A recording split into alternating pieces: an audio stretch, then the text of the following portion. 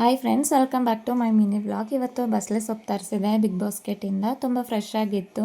ಇನ್ನು ನಾವು ಮನೆ ಹತ್ರ ಎಲ್ಲ ಹೋದರೆ ಮನೆ ಹತ್ರನೇ ಹಾಕ್ಕೊಂಡಿರ್ತೀವಿ, ಬಟ್ ಇಲ್ಲಿ ದುಡ್ಡು ಕೊಟ್ಟು ತರಿಸ್ಕೊಂಡಿದ್ದೀನಿ. ಇನ್ನು ಈ ಸಾಂಬಾರು ಮಾಡ್ಕೊಳ್ಳೋದಕ್ಕೆ ಒಂದು ಕುಕ್ಕರ್ಗೆ ಅರ್ಧ ಕಪ್ಪಷ್ಟು ಬೇಳೆ, ಒಂದು ಟೊಮ್ಯಾಟೊ, ಸಣ್ಣ ಈರುಳ್ಳಿ, ಉಪ್ಪು ಮತ್ತು ಅರಿಶಿನ ಇಷ್ಟನ್ನು ಹಾಕ್ಕೊಂಡು 2-3 ವಿಷಲ್ ಬರ್ಸ್ಕೊಳ್ತಾ ಇದ್ದೀನಿ. ಸೊಪ್ಪಿದ್ರ ಜೊತೆಗೆ ಹಾಕ್ತಾಯಿಲ್ಲ, ಸಪ್ರೇಟಾಗಿ ಬೇಯಿಸ್ಕೋಬೇಕು ಅದನ್ನು. ಆ ಎರಡನ್ನೂ ಒಟ್ಟಿಗೆ ಹಾಕಿದ್ರೆ ಫುಲ್ ಕಲಸೋಗ್ಬಿಡುತ್ತೆ ಅಂತ ಹೇಳಿ.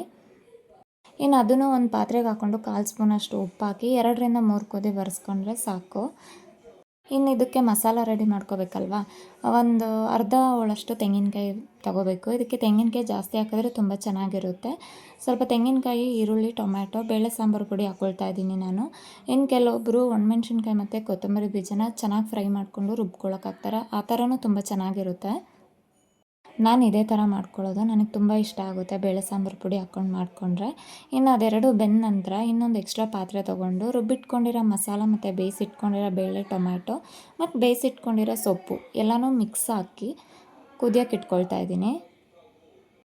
ಇನ್ನು ಚೆನ್ನಾಗಿ ಕುದ ನಂತರ ಒಂದು ಪ್ಯಾನ್ ತೊಗೊಂಡು ಸ್ವಲ್ಪ ಎಣ್ಣೆ ಹಾಕ್ಕೊಂಡು ಸಾಸಿವೆ, ಜೀರಿಗೆ, ಒಣಮೆಣ್ಸಿನ್ಕಾಯಿ, ಸಣ್ಣ ಈರುಳ್ಳಿ, ಕರಿಬೇವು ಮತ್ತು ಇಷ್ಟನ್ನು ಚೆನ್ನಾಗಿ ಹಾಕಿ ಒಗ್ಗರಣೆ ಹಾಕ್ಕೊಂಡ್ರೆ ತುಂಬ ಚೆನ್ನಾಗಿರುತ್ತೆ. ಇನ್ನು ನೆಂಚ್ಕೊಳ್ಳೋಕ್ಕೆ ಅಂತ ಹೇಳ್ಬಿಟ್ಟು ಎಗ್ ಬಾಯ್ಲ್ ಮಾಡಿ ತವಾ ಫ್ರೈ ಮಾಡ್ಕೊಂಡಿದ್ದೆ. ಕಾಂಬಿನೇಷನ್ ತುಂಬ ಚೆನ್ನಾಗಿರುತ್ತೆ. ನೀವು ಒಂದ್ಸರಿ ಟ್ರೈ ಮಾಡಿ, ಟೇಸ್ಟ್ ಹೆಂಗಿದೆ ಅಂತ ತಿಳಿಸಿ. ನೆಕ್ಸ್ಟ್ ವೀಡಿಯೋದಲ್ಲಿ ಸಿಗೋಣ.